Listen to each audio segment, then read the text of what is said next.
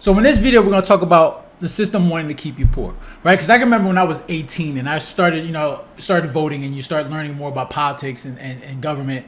And I remember how, as I got older, how frustrating it was to see how, the level of corruption that was going on in our system, right? Not to say I'm not frustrated now, like we still have that to this day. But I can remember back then, being so frustrated and getting to a point where I said, Ralph, instead of getting so frustrated, learn how to play the game, right? Understand how money works, understand the tax code, understand how to get money, how to get things to your benefit with businesses and stuff like that. And I was like, all right, so learn these things and makes it toward that where it's in your favor, or at least understand it. And because you can see it, like if you look at today, like how the system is trying to keep you poor, right? So we'll start with inflation, right, which is the hidden tax, right? The fact that our government continues to just print money endlessly, and make things around us more expensive, and we all can see that, like things are just more expensive today than they were years ago, and for a lot of people, they're struggling because of that. Things are more expensive. The fact that we get taxed on everything, like we got to pay tax on everything, even tax when you die. Like even if you pay off your home, the fact that you really don't own your home, because you have to even pay property taxes on that every year. Like you could have your house paid off and still pay taxes, right? And that to me, that's just like taxes in a sense is just nonsense. Like I understand taxes, that we need taxes to pay for things, and I'm all good with that. But obviously, if our tax dollars are not being used properly, is using to fund whatever it is, put money in the pockets of corrupt people, that's going to be frustrating. And I remember watching this show called Ozark, right? Was it Jason Bateman? Great show. And you understand money laundering. You see all the money laundering that's going. That's clearly what's going on with our government, right? They create these big old tax bills, right? And then obviously they'll give it to the citizens. They'll give them $1,600, whatever it is, and then they'll make sure to distribute that money against whatever is funding wars or whatever, putting money in the pockets of politicians. It's just a big old money laundering scheme, right? And the fact that they can do this without any consent is just madness. And I know for a lot of people it's frustrating. Okay. Another one is Social Security. The fact that we know that's a big Ponzi scheme, right? Because think about that, right? They're gonna say, all right, pay into Social Security, right, so we can help you with your retirement, right? Like, because obviously you don't trust the people to secure their own retirement. So they say, we're gonna take this money out so we can. When by the time you're retiring, you'll have this money available. But then you come to find out, there's people are saying that by the time 10 years from now, there's not going to be any money in the Social Security. How's that possible? Like, where's the money? Like, if I put money into Social Security, that money should be there when I'm ready to retire. But as you all know, it's already gone, right? They've already used it. They use that money to pay off whatever debt they have, or they want to use it to fund anything that they want. And they're obviously relying on the younger generation that's working to pay for the older generation that's retiring. So it's a big Ponzi scheme, because if the younger generation doesn't want to work, then where's the money going to come from? Okay, so you see, that's just more ways for people to scam people out of their money, right? And then you talk about they're incentivizing us to go into debt through education, right? Or lack of education, right? Because this is not something that they teach you. It's not like they teach you personal finance in school, right? They want you ignorant when it comes to money, because they want you to go into debt. Because the more debt that you go into, the more you have to go get a job and work at a job that you don't like, and make sure that's tax revenue for the system, right? So they want you to be ignorant when it comes to your finances. And not only that, but think about the fact that they offer 18-year-olds, tens of thousands of dollars in student loans. And this is saying, like, I'm not for student loan forgiveness. I'm not for that. You take out a loan, then it's your responsibility to pay for it. I believe in that. However, I do understand the fact that it's madness that you're going to offer 18-year-olds student loans, and then you talk about trying to forgive the loans without actually fixing the problem. Because if you're thinking about it, you got the reason why education is so expensive, because government has their hands in education institutions, right? They're guaranteeing these loans, and you see these educational institutions like, okay, these loans are guaranteed. We could just increase the prices. Why?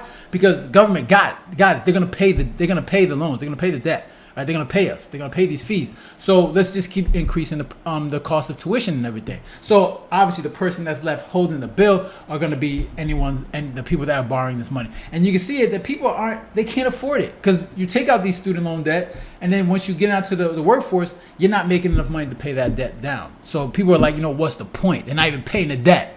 So it's just like this whole big system just keep you stuck, keep you poor, unless you really understand how it works. And eventually, like, this is gonna catch up to us, right? Eventually, it's gonna catch up to this country, right? Where eventually, we don't know when, we don't know how, but eventually, it gets to a point where, you know what, you've borrowed too much money, and eventually the bill is gonna be due, and you have to figure out how to pay this. I don't know how it's gonna happen, when it's gonna happen, but it gets to a point where you just tap out, and then the whole thing collapses, which is, I'm sure, a lot of people are like waiting for and expecting. But like, what do you do? Like, so, like, what do you do? Like, because for me, I'm not the type of person to just throw my hands up and say, you know what, the thing is messed up and it's all going to come to a collapse, which it probably can and will. But for me, it's just like, okay, how can I be proactive, right? Like I said, back when I told you, when I was younger and just getting into the political system, instead of getting frustrated, I was like, all right, how can I like learn how to play the game? Okay. And obviously, the first thing you would do is make sure you educate yourself, right? You have to educate yourself. There's an endless amount of books out there that, you know, teach you about personal finance and how to understand how money works. And of course, when it comes to that, the first thing you want to do is make sure you get out of debt. That is the first thing that you need to do. That is you have to do that with urgency, right? Because if you are someone that has a bunch of debt, then you're going to be a slave to the system, right? It's going to force you to have to work at a job that you don't like, and you're going to have to work there because you have to pay your debts. So, and nobody wants that. You want to make sure you have the freedom, and even though you go through tough times, like even if there are tough times, as long as you don't have debt, you'll be able to get through them, because the money that you have is coming straight to you and not to anyone else, right? So that's the first thing that you want to make sure you get out of debt. And obviously, once you do that, then obviously you want to start investing in assets, right? You want to make sure you're investing in assets that's either going to generate income or that's going to appreciate over time. Because like I said, the way the government spends money, you want to make sure that, you know, as our dollar gets inflated, you want to make sure the assets that you do have are appreciating over time. And that's another way to, you know, hedge your bet when it comes to inflation. And also, and the third thing is, like, if you're up for it, starting a business, right? For me, starting a business makes sense because, like I said, if you're a W-2 worker, right? You're the first ones getting hit. When it comes to taxes, you're the first one that's getting hit, right? You're the one that you have no choice. Like, as soon as you work, by the time you get your check, they have the taxes, the money's already taken out. At least for me, when a business is, I can manipulate it a little bit, and you can do write-offs, and you can find ways to keep more of your money, right? Even though they're doing everything they can to take more of your money. But for me, it's like, if you're up for it, learn how to start a business. I know it's not for a lot. I know a lot of people like to say, "Oh, it's not for me." Man, learn how to do it, man. Make it for you. I know it's difficult, but these are things that you have to do. Like, I'm the type of person that says, I want to have more control over my money. I want to have more control over my finance. I want to take back my power when it comes to my money. And starting a business is the best way to do it, especially because I can dictate how much money I make with my business, as opposed to, you know, a regular job where, you know, you may get like a 3% increase on your salary. And for me, like, that the math just doesn't work. If inflation is going up 5, 10, 15%, and your salary, your money is going up by like 3% per year, it just doesn't work for me. That math doesn't make sense. So I'm the type of person that, look at me, I like to be proactive, and for me, like, business was always something I wanted to do.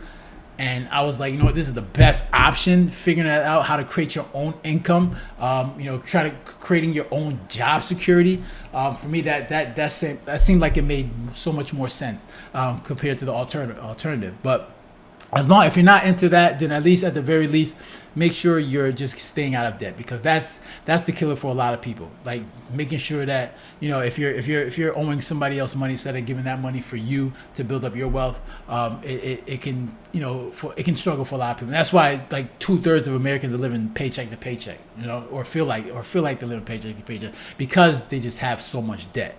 So those are my thoughts. Interested to hear your thoughts. Make sure you leave a comment down below, hit the like button, share, and if you haven't done so already, make sure you subscribe. All right, so guys, take care and have a good one. Later.